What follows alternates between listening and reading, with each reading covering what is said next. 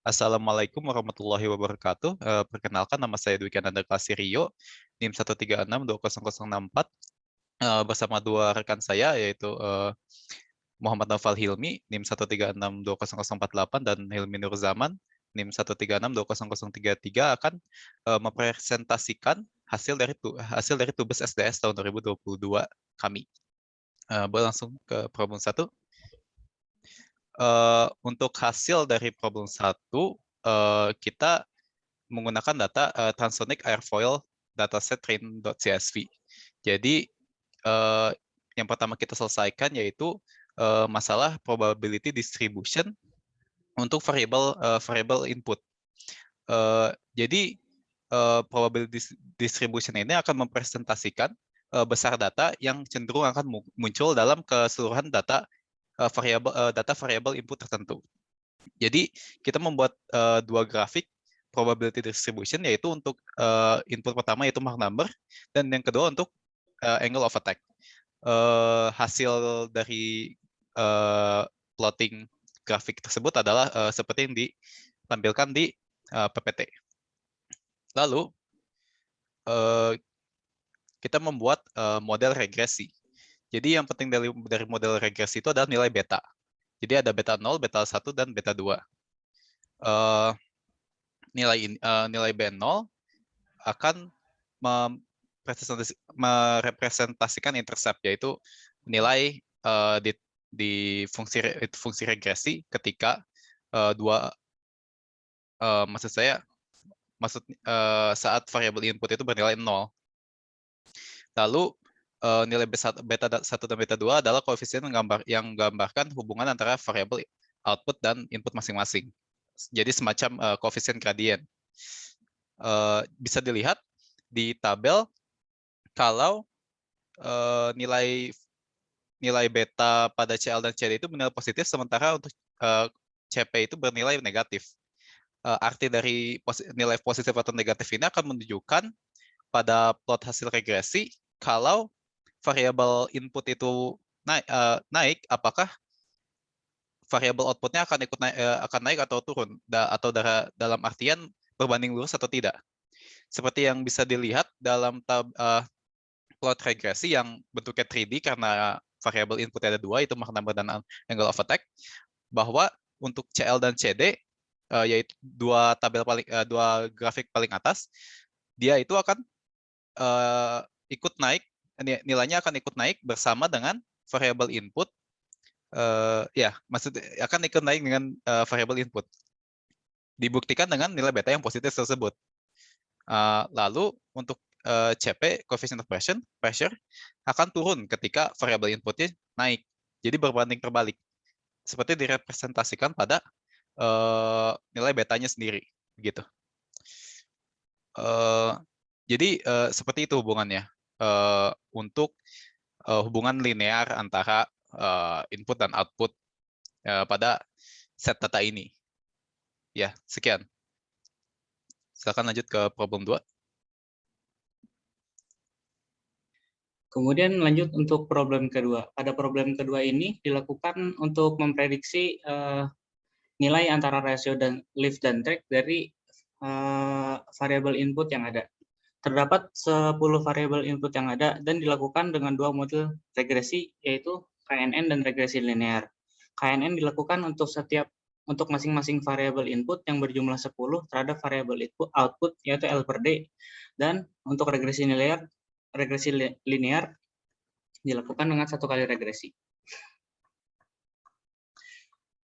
Dari hasil model regresi linear didapatkan 11 nilai beta, yaitu beta 0 sampai beta 10, yang masing-masing itu berhubungan dengan variabel yang sesuai. Untuk arti dari nilai koefisien ini, semakin besar nilai mutlak dari koefisien, maka dampak dari variabel input terhadap variabel output akan semakin besar. Artinya,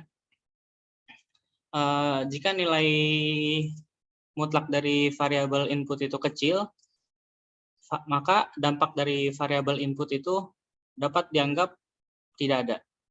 Kemudian dapat dilihat pula untuk model regresi KNN dilakukan untuk masing-masing variabel. Dan jika dilihat, Dan jika dibandingkan dengan nilai beta dari regresi linear, cukup sesuai, yaitu artinya jika nilai koefisien beta dari regresi linear bernilai positif, maka grafik pada model regresi KNN akan menunjukkan kenaikan. Artinya terdapat korelasi positif antara nilai variabel input dan terhadap nilai variabel output, yaitu L per D.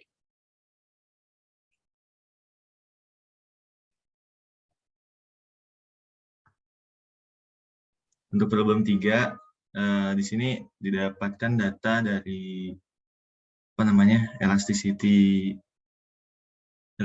test. Jadi dari data itu ada variabel Mach number, flutter speed, dan yang terakhir damping coefficient.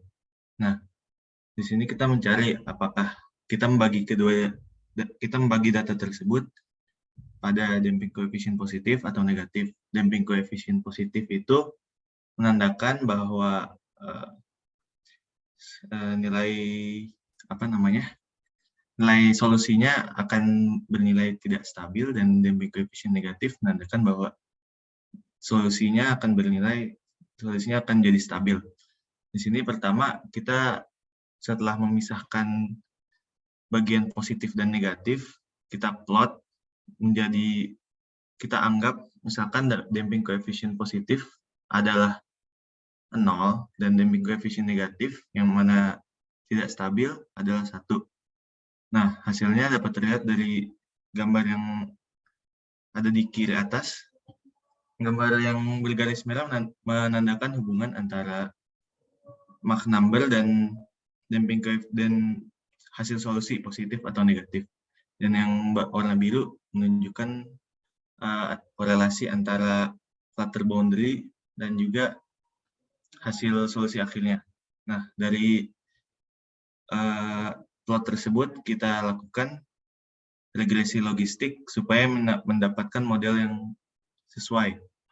Dapat dilihat dari tabel yang ada di kiri bawah, akurasi dari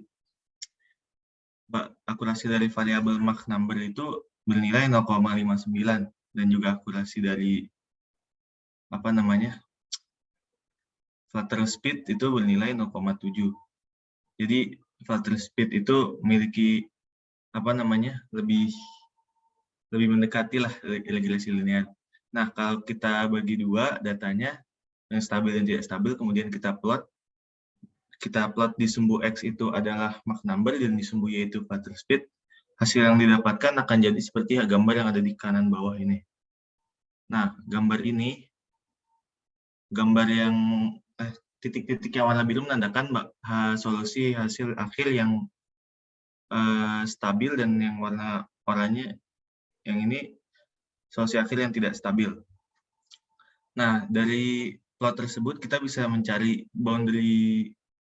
boundary-nya antara stabil dan tidak stabil. Kita menggunakan dua metode di sini. Metode pertama adalah metode regresi logistik, dan kemudian didapat hasilnya seperti yang ada di bagian kiri ini. Garis ini menandakan boundary-nya dari model regresi logistik. Dan kemudian metode kedua adalah metode KNN. Kita menggunakan K-nya sama dengan 3, supaya hasil akhirnya mirip dengan referensinya yang ada di atas ini. Kita dapat K sama dengan 3, dan hasil akhirnya seperti yang ada terlihat di layar yang di kanan bawah. Yang biru menandakan tidak stabil, dan yang oranye menyatakan stabil. Kemudian problem terakhir, kita diberikan 29 data penerbangan gitu. Nah, dari setiap data penerbangan itu kita menggunakan analisis data untuk menentukan di mana pesawat itu take off dan landing. Nah, di dalam data tersebut ada waktu terbang, dan juga ada koordinat, dan weight of wheel, itu 3 variabel yang digunakan untuk mencari di mana titik pesawat itu depart dan landing. Nah, dari hasilnya apabila kita plot dari setiap file yang ada, setiap file yang diberikan, kita bisa mencari di mana sebuah penerbangan itu berangkat dan landing. Misalkan ambil contoh di penerbangan kode flight 1009, itu dia berangkat dari bujur dan lintang 35 derajat dan min 89,9 derajat. Itu ada di sekitar, ya pokoknya, ya itulah pokoknya. Dan kemudian di landing di koordinat yang diberikan. Nah, kita lakukan tes ini untuk menentukan di mana pesawat itu landing dan take off secara paralel. Jadi sekali jalan itu banyak file yang dieksekusi gitu. Nah, kemudian hasilnya kita tabulasi dan hasilnya seperti yang ada di tabel yang di bagian kiri ini. Ini hanya untuk 11 flight code pertama. Bagian yang kanan, yang running time merupakan ya berapa lama waktu yang dibutuhkan untuk dapatkan koordinat saat take off dan landing untuk setiap file. Nah, kemudian bagian yang kanan, yang bawah, yang peta ini menunjukkan titik-titik dari longitude dari koordinat-koordinat yang ada di file yang kita dapatkan dari file, dan juga titik koordinat yang ada di map. Jadi apabila kita cocokkan, kita akan menemukan bahwa untuk setiap titik koordinat yang ada, itu adalah sebuah bandara sendiri yang ada real di dunia nyata. Jadi, ya sudah, itu aja. Oke, jadi mungkin sekian saja dari kelompok kami. Apabila banyak kesalahan, mohon dimaafkan. Dan juga terima kasih setelah memperhatikan presentasi kami tadi. Kurang lebihnya mohon maaf. Sekian, terima kasih.